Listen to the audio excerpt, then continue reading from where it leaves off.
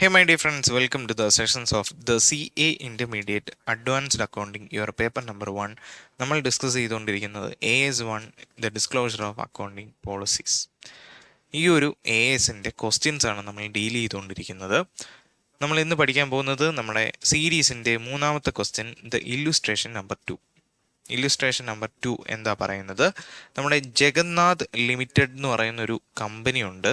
Company എന്ത് ചെയ്യുന്നു? Right issue of shares നടത്താൻ പോവുകയാണ്. അവരുടെ ഓഫർ ഡോക്യുമെൻ്റ് അവരുടെ മെമ്പേഴ്സിന് കൊടുക്കുമ്പോൾ നമ്മൾ പ്രൊജക്റ്റ് ചെയ്യുന്നത് 40 കോടി രൂപ എന്തുണ്ടായിരിക്കും, ഈ വർഷത്തിൽ പ്രോഫിറ്റ് ഉണ്ടായിരിക്കും എന്നാണ് എന്ത് ചെയ്യുന്നത്, ചിന്തിക്കുന്നത്. ബട്ട് നമ്മുടെ ഡ്രാഫ്റ്റ് പരിശോധിച്ച് നോക്കിയപ്പോൾ എന്ത് പറ്റി? നമ്മൾ വിചാരിച്ചതിനെക്കാട്ടിലും 10 കോടി രൂപ എന്ത് ചെയ്യുന്നു, ഡെഫിസിറ്റ് വന്നു. ദാറ്റ് മീൻസ് ഇപ്പോൾ നമ്മുടെ പ്രോഫിറ്റ് വന്നിരിക്കുന്നത് 40 കോടിയിൽ നിന്നും 10 കോടി കുറച്ച് 30 കോടിയാണ് ഇപ്പോൾ നമുക്ക് വന്നിരിക്കുന്നത്. ബോർഡ് തീരുമാനങ്ങൾ എടുക്കാനായിട്ട് മീറ്റിങ്ങുകൾ വിളിച്ചു. 10 കോടി ഒരു നിസ്സാരമായിട്ടുള്ള എമൗണ്ട് അല്ല, നമുക്കത് തിരിച്ചു പിടിക്കണം. യെസ്, നമ്മളപ്പം പരിശോധിച്ച് നോക്കിയപ്പോൾ നമ്മുടെ ഇൻവെൻ്ററി ഇത്രയും നാളും വാല്യൂ ചെയ്തുകൊണ്ടിരുന്നത് എന്തിലായിരുന്നു? പ്രൈം കോസ്റ്റിനകത്തായിരുന്നു.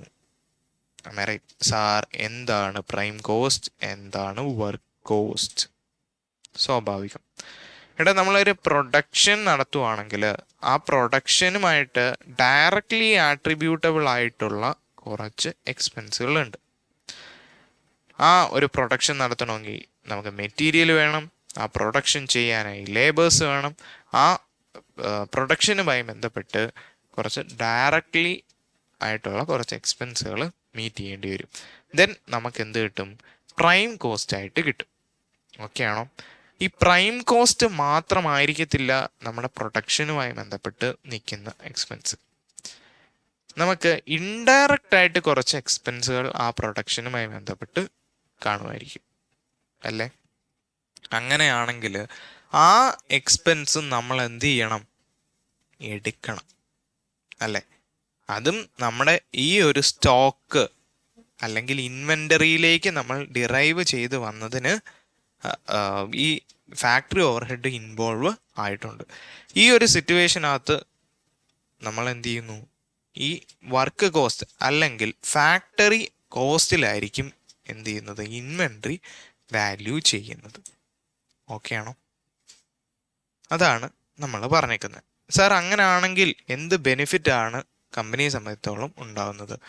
ഇത്രയും നാളും 30 കോടി രൂപ മാത്രമേ വരത്തുള്ളായിരുന്നു. ഇപ്പോൾ എന്ത് വന്നു? ഇൻവെൻ്ററി 50 കോടി രൂപയായിട്ട് വന്നു. ഇൻവെൻ്ററി 50 കോടി ആയാൽ എന്ത് പറ്റും? പി ആൻഡ് എൽ എടുക്കുന്നു, പി ആൻഡ് എല്ലിനകത്ത് ക്ലോസിംഗ് സ്റ്റോക്ക് വരുന്നു 50 കോടി രൂപ. പ്രോഫിറ്റ് എന്ത് വരും? 50 കോടി രൂപയുടെ എഫക്റ്റ് ആയിരിക്കും ഇവിടെ ഉണ്ടായിരിക്കുന്നത്. സാർ, ഇനി 30 കോടിയാണെങ്കിൽ 30 കോടി വരും. 30 കോടി വരുവാണെങ്കിൽ എന്തേ ഉള്ളൂ?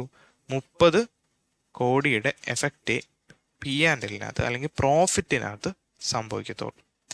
അങ്ങനെ ആണെങ്കിൽ 50 കോടി മൈനസ് 30 കോടി.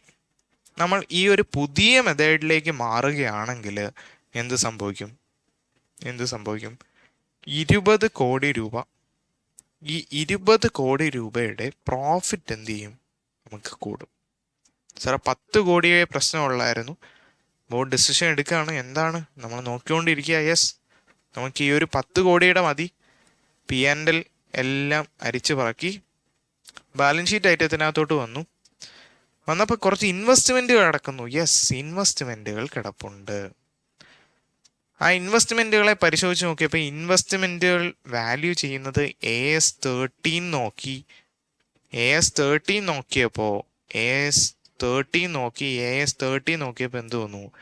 നമ്മൾ ലോങ് ടേം ആണ് എങ്കിൽ നമ്മൾ എന്ത് ചെയ്യും? കോസ്റ്റിലായിരിക്കും വാല്യൂ ചെയ്യുന്നത്. യെസ്, നമ്മൾ അങ്ങനെ വാല്യൂ ചെയ്തുകൊണ്ട് പോയി. നമ്മൾ നോക്കിയപ്പോൾ ഒരു പെർമനൻ്റ് ഡിമിനിഷൻ അതിനകത്ത് സംഭവിച്ചു. ഒരു പെർമനൻ്റ് ആയിട്ടുള്ള റിഡക്ഷൻ ആ എമൗണ്ടിനകത്ത് അല്ലെങ്കിൽ ആ ഒരു ഇൻവെസ്റ്റ്മെൻറ്റിനകത്ത് സംഭവിച്ചിട്ടുണ്ട്. യെസ്, അങ്ങനെയാണെങ്കിൽ നമ്മൾ എന്ത് ചെയ്യണം? നമ്മൾ ആ ഒരു ഇപ്പോഴത്തെ വാല്യൂവിനകത്തോട്ട് ഈ ഇൻവെസ്റ്റ്മെൻറ്റിനെ കൊണ്ടുവരണം. അപ്പോൾ ഇൻവെസ്റ്റ്മെൻറ്റിൻ്റെ എമൗണ്ട് കുറയ്ക്കേണ്ടിയിരിക്കുന്നു. ആ കുറയുന്ന എമൗണ്ടിനെ നമ്മൾ എന്ത് ചെയ്യും? പി ആൻഡ് എല്ലിനകത്ത് എക്സ്പെൻസ് ആയിട്ട് കാണിക്കും. പ്രൊവിഷൻ ക്രിയേറ്റ് ചെയ്ത് നമ്മൾ കാണിക്കും. അങ്ങനെ കാണിക്കുകയാണെങ്കിൽ നമുക്ക് എന്ത് പറ്റും? ഒരു 10 കോടി രൂപയുടെ നഷ്ടം സംഭവിക്കും. ഓൾറെഡി ഇൻവെന്ററിയിൽ നമുക്ക് എത്ര രൂപയുടെ ലാഭം കിട്ടിയായിരുന്നു? 20 കോടി രൂപയുടെ എക്സ്ട്രാ വന്നിട്ടുണ്ട് പ്രോഫിറ്റ്. അടുത്തത് ഇൻ റിലേഷൻ ടു ഇൻവെസ്റ്റ്മെന്റ് നമുക്ക് എന്ത് വന്നു? 10 കോടി രൂപയുടെ നഷ്ടം വന്നു. നെറ്റ് എഫക്റ്റ് ആയിട്ട് 10 കോടി രൂപയുടെ എന്ത് വന്നിട്ടുണ്ട്? നമുക്ക് പ്രോഫിറ്റ് ഇൻക്രീസ് ആയിട്ടുണ്ട്. ബട്ട് ആക്ച്വലി നമുക്ക് ഉണ്ടായിരുന്നത് എത്രയാണ് പ്രോഫിറ്റ്? ഇപ്പം 40 എക്സ്പെക്ട് ചെയ്തു, 30 വന്നിട്ടുള്ളൂ. അപ്പോൾ ഈ 30 പ്ലസ് ഇപ്പോൾ ഉണ്ടായ ഈ ഒരു 10 കൂടെ ചേരുമ്പോൾ നമുക്ക് എത്രയായി? 40 കിട്ടി. നമ്മൾ നമ്മുടെ പ്രൊജക്ഷൻ ചെയ്തതിനകത്ത് അതേ ഫിഗറിനകത്തോട്ട് തന്നെ നമ്മുടെ സർപ്ലസ് എന്ത് ചെയ്യുക, അല്ലെങ്കിൽ നമ്മുടെ പ്രോഫിറ്റ് എന്ത് ചെയ്യാൻ പറ്റി? ഡിറൈവ് ചെയ്ത് കൊണ്ടുവരാൻ പറ്റി. ഇവിടെ വരുന്ന 2 കാര്യങ്ങൾ: ഒന്ന്, നമ്മൾ വാല്യുവേഷൻ മെത്തേഡ് മാറ്റിയിട്ടുണ്ട്. രണ്ടാമത്തെ കാര്യം, പ്രൊവിഷൻ ഇട്ടിട്ടുണ്ട് ഇപ്രാവശ്യം ഇൻവെസ്റ്റ്മെന്റിനകത്ത്. ആമേ റൈറ്റ്? ഇതാണ് സംഭവിച്ചത്. നമ്മുടെ അടുത്ത് പറഞ്ഞേക്കുന്നത് ഒരു നോട്ട്സ് ടു അക്കൗണ്ട് നമ്മൾ എന്ത് ചെയ്യുക? പ്രിപ്പയർ ചെയ്യുക നമ്മുടെ ആനുവൽ റിപ്പോർട്ടിനകത്ത് വെക്കാനായിട്ട്. Okay, right? അപ്പോൾ എന്താണ് ICA പറയുന്നത്? ICA പറയുന്നത് സാധാഗതിയുള്ള നമ്മൾ പഠിച്ച അതേ കഥ തന്നെ. മെറ്റീരിയൽ എഫക്റ്റ് ഉണ്ട്. മെറ്റീരിയൽ എഫക്റ്റ് കറണ്ട് ഇയറിലാണ്, അല്ലെങ്കിൽ എന്ത് ചെയ്യാം, അടുത്ത പീരീഡുകളിൽ എന്ത് ചെയ്യാം, സംഭവിക്കാനുള്ള സാധ്യത ഉണ്ട്. നിങ്ങൾ എന്ത് ചെയ്യണം? അത് ഡിസ്ക്ലോസ് ചെയ്തിരിക്കണം. ഓക്കെ ആണോ? ഇപ്പം അതിൻ്റെ എമൗണ്ട് നിങ്ങൾക്ക് അറിയാമെങ്കിൽ എമൗണ്ട് എന്ത് ചെയ്യണം? ഡിസ്ക്ലോസ് ചെയ്യണം. ഓക്കെ, അപ്പം നമ്മൾ എന്ത് ചെയ്യണം? ഈ കഥയിലെ എമൗണ്ടുകളും ഡിസ്ക്ലോസ് ചെയ്യണം. യെസ്, ഇത്രയും നാൾ നമ്മൾ വാല്യൂ ചെയ്തുകൊണ്ടിരുന്നത് പ്രൈം കോസ്റ്റിലാണ്. യെസ്, ലാസ്റ്റ് ഇയർ വരെ. ഇനി തൊട്ട് നമ്മൾ ചെയ്യുന്നത് ഫാക്ടറി കോസ്റ്റിലാണ്. യെസ്, ബിക്കോസ് ഓഫ് എന്താ? നമുക്ക് ഒരുപാട് ക്യാപിറ്റൽ ഇൻറ്റൻസീവ് മെത്തേഡാണ് ഇതെന്ന് പറയുന്നത്. ഹെവി ക്യാപിറ്റൽ എക്സ്പെൻഡിച്ചേഴ്സും നമുക്ക് ഉണ്ടായിട്ടുണ്ട്. കാര്യങ്ങളും എന്ത് ചെയ്യാം? പറയാം. നമുക്ക് അങ്ങനെ എന്ത് ചെയ്യാം? നമ്മുടെ പ്രോഫിറ്റ് 10 കോടി ഇൻക്രീസ് ചെയ്യുന്നുണ്ട് കമ്പനി. അടുത്തതായിട്ട് സെക്കൻഡ് പോയിന്റ് പറയുകയാണെങ്കിൽ, ഇൻവെസ്റ്റ്മെൻറ്റിനകത്ത് പെർമനൻറ്റ് ഡിമിനിഷൻ സംഭവിച്ചതുകൊണ്ട് നമ്മൾ ആ ഒരു കോസ്റ്റിൽ നിന്നിട്ടും എന്ത് മാറി? നമ്മൾ ആ റെഡ്യൂസ്ഡ് ആയിട്ടുള്ള എമൗണ്ടിലേക്ക് മാറി. അതുകൊണ്ട് തന്നെ അവിടെ നമുക്ക് എന്ത് കിട്ടി?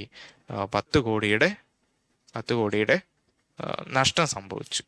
അതും കൂടെ നമ്മൾ എന്ത് ചെയ്യാം? ഡിസ്ക്ലോസ് ചെയ്യാം. ക്വസ്റ്റ്യൻ ഈസി അല്ലേ? യെസ്.